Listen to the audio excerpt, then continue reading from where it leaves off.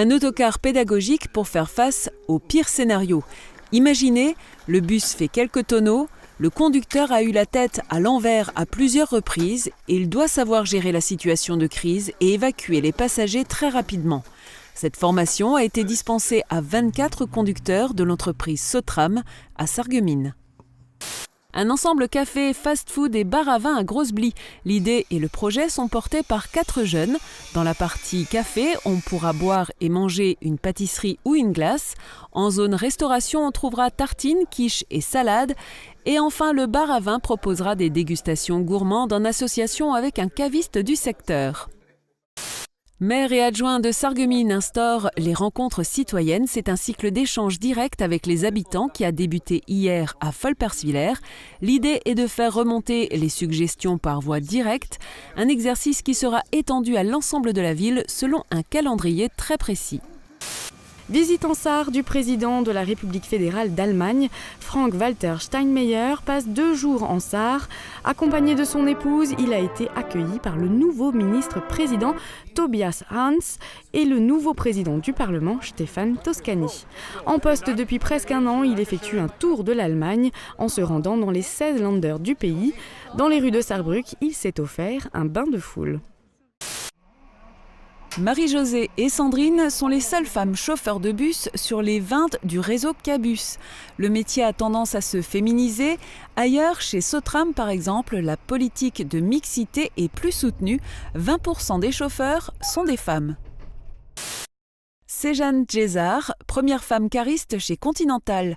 Ce métier, tout comme d'autres métiers dans l'usine, s'ouvre aujourd'hui aux femmes. Il ne s'agit pas pour Conti de suivre une tendance ou pour faire bien dans les statistiques. Un poste est attribué quand le critère mérite est rempli. Une moisson de nominations au palmarès sportif de la ville de Sarreguemines.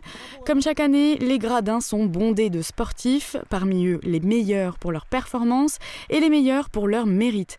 Une très très belle cérémonie à la hauteur des ambitions de la ville. Le moment le plus émouvant aura été la décoration de Nicolas Pfeiffer. Le désormais chevalier de la Légion d'honneur n'a pu contenir sa fierté et ses larmes. Les filles aussi savent lutter. L'assaut Lutte de Sarreguemines accueillait le championnat de Grand Est qualificatif pour le championnat de France. Ce sont les filles qui ont ouvert la compétition. Trop peu nombreuses, elles ont toutes été automatiquement qualifiées. Dans un milieu où le machisme et le sexisme sont encore bien présents, les femmes s'imposent, baguette en main.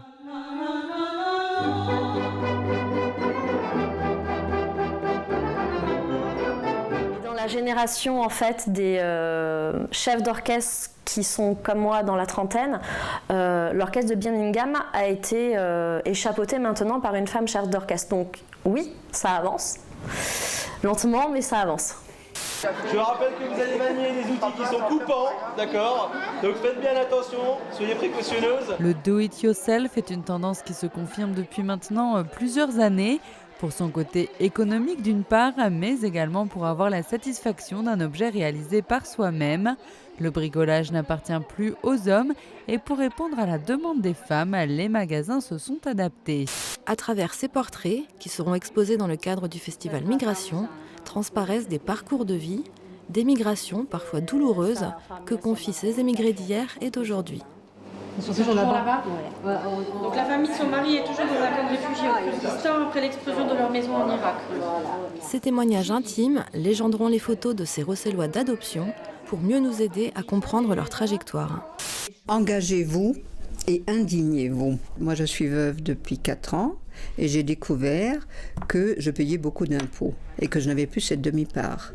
Donc à partir de là, je me suis dit, si c'est le cas pour moi, c'est certainement le cas pour d'autres. C'est Sarkozy qui a supprimé cette demi-part.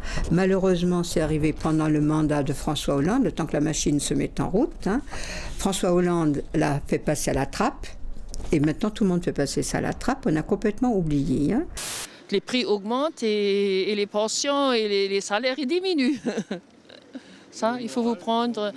Dans ce cas-là, le moral prend des coups aussi, plus ou moins. Bon, il faut faire avec, qu'est-ce que vous voulez, on n'a pas le choix. Oh, vous savez, c'était le temps qui a beaucoup joué au moral. Il y a un manque de soleil, quoi. C'est surtout ça, quoi. C'est ça qui tape sur le moral. Le printemps va arriver, donc on va dire que le moral il va mieux. Au fur et à mesure, elle va se rendre compte qu'il est essentiel dans sa vie d'avancer avec un but, parce que sinon, comme Olivier, on peut finir par malheureusement faire n'importe quoi. S'égarer, ou être endoctriné, ou être radicalisé, ou se tuer, ou des trucs assez atroces. Épaulés par Maud et Nicolas, metteurs en scène et créateurs vidéo de la compagnie Les Heures Paniques, les jeunes volontaires créent et écrivent les pièces qui seront intégrées dans le prochain spectacle Mon amour est mort. La pièce apparaîtra sans doute à l'affiche dans la région. Les joueurs de Bérennes ont été portés par leur public. Dommage qu'ils n'aient pas su concrétiser leurs occasions malgré leur début de match parfait. C'est sans regret franchement, parce que franchement c'était une belle aventure humaine. Je suis fier de mes joueurs et fier du public qui est venu nous supporter en nombre et que je tiens à remercier.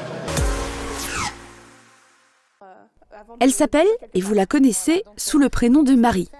Vous la voyez souvent en duplex, en plateau et sur le terrain. Mais notre journaliste reporter d'images s'appelle en réalité Marie Morgan. Sa maman l'a surnommée ainsi après avoir fait la connaissance d'une petite fille gravement malade. Elle avait tellement de joie en elle, tellement de courage. Je me suis dit, si un jour j'ai une fille, elle s'appellera Marie Morgan. Et le jour où j'ai eu Marie Morgan, elle s'est appelée Marie Morgan. Mais la personne qui allait la déclarer n'a pas précisé, parce qu'elle avait quatre prénoms, Marie Morgan, son premier prénom, le nom de ma maman et de ma grand-mère, Edwige, et celui de sa marraine, Emmanuelle. Mais la personne qui allait la déclarer n'a pas précisé c'était un seul prénom, Marie Morgan. Donc ils ont mis une virgule entre Marie et Morgan. Et c'est cette virgule qui cause du tracas depuis bien des années à la mère et à la fille. Sur les papiers de l'état civil, elle figure sous le nom de Marie. Mais à la maison, famille et amis l'appellent avec son prénom composé. Marie-Morgan. Il y a quelques années, on a déménagé en Allemagne pour raisons professionnelles. Et en revenant, on a refait donc les papiers. Et c'est là qu'on s'est rendu compte qu'en fait, sur sa carte d'identité, c'est là, à l'état civil, qu'on a remarqué qu'elle s'appelait en fait Marie et non Marie Morgan. Parce qu'ils sont trompés avec la virgule et le tiret. Au-delà de l'erreur administrative, le sentiment d'être tronqué. Elle ne s'appelle pas Marie, elle s'appelle Marie Morgan. C'était le nom que je lui ai donné. Je suis sa maman et j'y tiens. Et encore aujourd'hui, je l'appelle Marie Morgan. La maman est la première à se réjouir quand elle apprend que les formalités sont désormais gratuites et simplifiées. Notre protagoniste a complété un formulaire de l'état civil. Elle a surtout expliqué par écrit pourquoi ce changement de prénom lui tenait à cœur. Et elle a regroupé des preuves. Pendant toute sa scolarité, les relevés de notes et les diplômes ont été attribués à Marie Morgan. La jeune femme, rosselloise d'origine, s'est ensuite rendue à Ambach, son lieu de résidence, pour demander son changement de prénom. Et voilà, ma demande est faite. Je n'ai maintenant plus qu'à attendre la décision du maire d'Ambach. Et dans quelques jours, je devrais pouvoir retrouver le prénom que ma mère m'a donné, Marie Morgan.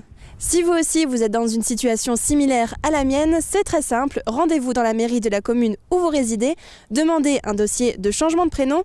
Il faudra bien évidemment que votre demande soit justifiée.